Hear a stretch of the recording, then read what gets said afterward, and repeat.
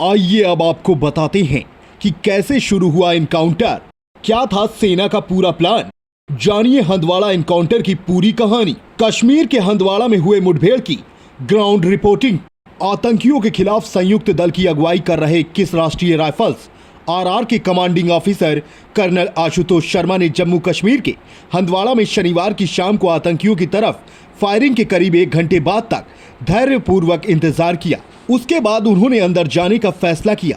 यह एनकाउंटर शनिवार की दोपहर करीब 3:30 बजे उस वक्त शुरू हुआ जब राष्ट्रीय राइफल्स और कश्मीर पुलिस की संयुक्त टीम ने कुपवाड़ा के हंदवाड़ा टाउन से कुछ ही दूरी पर एक घर को घेरा। सेना के पास जो जानकारी थी उसके मुताबिक आतंकियों का एक समूह घर में घुसकर कुछ लोगों को बंदी बना लिया था। ऐसा माना जा रहा था कि ये उन्हीं आतंकियों की एक टीम थी जो नियंत्रण रेखा के पार आ गई थी। कश्मीर पुलिस के आईजी विजय कुमार ने कहा कि 2 मारे गए आतंकियों में से एक टॉप लश्कर कमांडर हैदर है। सिर्फ अप्रैल में ही खुफिया एजेंसियों का यह अनुमान था कि करीब 25 से 30 आतंकी सीमा पार से घुस आए हैं। इस हफ्ते खुफिया एजेंसियों ने इस बात को लेकर चेतावनी दी थी कि आतंकियों की तरफ से जम्मू कश्मीर में सेना और अर्धसैनिक बलों को निशाना बनाकर एक साथ आत्मघाती हमले किए जा सकते हैं। Colonel Sharma, RR company commander major Anuj Sood, Naik Rajesh Kumar, lance Naik Dinesh Singh और जम्मू कश्मीर के सब इंस्पेक्टर शकील काजी शाम करीब 5:30 बजे घर में घुसे। पुलिस ऑफिसर काजी कश्मीर में आतंकवाद विरोधी ऑपरेशन करने वाले एक बड़े नाम थे और जम्मू कश्मीर पुलिस के स्पेशल ऑपरेशन ग्रुप का हिस्सा भी थे। हंदवाड़ा एनकाउंटर में सेना को कामयाबी, मारा गया पाकिस्तान का रहने वाला लश्कर का टॉप आतंकी हैदर। एक टॉप आर्मी कमांडर ने एनटीवी टाइम को बताया कि कर्नल शर्मा चाहते थे कि जो भी लोग अंदर फंसे हैं उन्हें छुड़ाया जाए और आतंकी वहां से बचकर भागने ना पाए। उन्होंने हमेशा की तरह फ्रंट से अगुवाई की। कर्नल शर्मा को 2 बार आर्मी का गैलेंट्री मेडल दिया जा चुका है। एक तो पिछले साल अगस्त में दिया गया था। जैसे ही 5 जवान अंदर आए, भारी मात्रा में हथियारों से लैस छिपे हुए आतंकियों ने फायरिंग शुरू कर दी। ये फायरिंग करीब 7 से 8 घंटे तक लगातार जारी रही। जम्मू कश्मीर पुलिस ऑफिसर ने कहा, फायरिंग करीब रात के 1:30 बजे रुकी। सेना के एक प्रवक्ता ने बताया कि लोगों को सफलतापूर्वक मुक्त करा लिया गया। Chief of defence services general Bipin Rawat ने कहा कि जम्मू कश्मीर के हंदवाड़ा में ऑपरेशन लोगों की जान की सुरक्षा को लेकर सुरक्षा बलों की प्रतिबद्धता को दर्शाता है। हालांकि ऐसा पहली बार नहीं है जब आतंकियों ने छिपकर हमला किया है।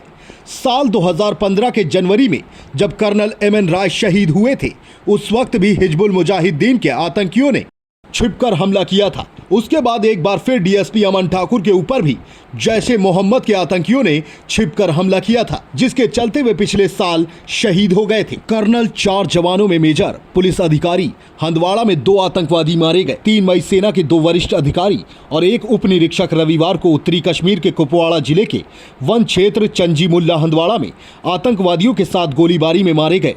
5 सुरक्षा कर्मियों में शामिल थे। करीब 6:45 बजे हुई गोलीबारी में 2 आतंकवादी भी मारे गए।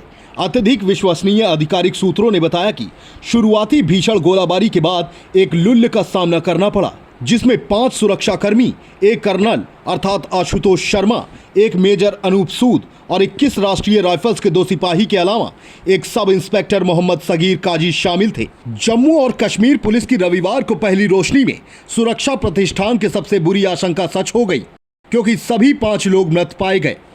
उन्होंने कहा, सेना के एक अधिकारी ने हताहतों की पुष्टि की और कहा कि 2 आतंकवादियों के शव भी बरामद किए गए हैं। अधिकारी ने कहा कि एक सिपाही यानी शिनबे मंगेश के दाहिने पैर में चोट लगी थी और उसे अस्पताल में भर्ती कराया गया था। एक वरिष्ठ पुलिस अधिकारी ने भी 5 सुरक्षा कर्मियों और 2 आतंकवादियों के मारे जाने की पुष्टि की। अधिकारी ने कहा कि ऑपरेशन का समापन हो गया है, क्योंकि मारे गए आतंकवादियों के शव भी 2 हथियारों और अन्य जंगी दुकानों के साथ बरामद किए गए हैं। उन्होंने कहा कि दोनों आतंकवादी विदेशी थे और उनके समूह की संबद्धता और पहचान का पता लगाया जा रहा है। अधिकारी ने कहा, इस संबंध में कानून की संबंधित धाराओं के तहत मामला दर्ज किया गया है और आगे की जांच की गई है। वहीं इस मुठभेड़ के दौरान इस बात का भी खुलासा हुआ कि कश्मीर में एक और नए संगठन ने फन निकाला है। जम्मू कश्मीर में आतंकी संगठनों में लगता है वर्चस्व की लड़ाई छिड़ गई है। जम्मू कश्मीर के कुपवाड़ा जिले के हंदवाड़ा में शनिवार को हुई आतंकी मुठभेड़ को इसी का परिणाम माना जा रहा है, क्योंकि इसकी जिम्मेदारी लश्कर तैयबा के द रेजिस्टेंस फ्रंट टीआरएफ ने ली है।